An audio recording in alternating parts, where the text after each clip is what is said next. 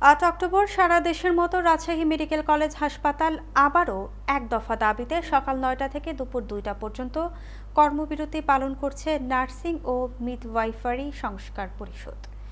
নার্সদের এই কর্মবিরতির কারণে রাজশাহী মেডিকেল কলেজ হাসপাতালে রাজশাহী সহ উপজেলা জেলা থেকে চিকিৎসা নিতে আসা রোগী বিপাকে পড়েছেন। রাজশাহী মেডিকেল কলেজ হাসপাতালে মোট 1211 জন নার্স কর্মবিরতিতে রয়েছে। আর অন্যদিকে রাজশাহী মেডিকেল কলেজ হাসপাতালে ভর্তিরত 3000 রোগী চিকিৎসা সেবা নিয়ে বিপাকে পড়েছে। হাসপাতালের জরুরি বিভাগ, ইমার্জেন্সি ওটি, আইসিইউ, সিসিইউ, ডায়ালিসিস ও পিআইসিইউ ইউনিটগুলো দায়িত্বরত কয়েকজন নার্স রোগীদের সেবা প্রদান করছেন। এ বাদে সকল ওয়ার্ডগুলোতে নার্সরা হাসপাতালের বাইরে তাদের কর্মসূচি পালন করছেন। তাদের দাবি না মানলে আগামীতে কমপ্লিট শাটডাউনে যাওয়ার হুঁশিয়ারিও দেন আন্দোলনকারীরা।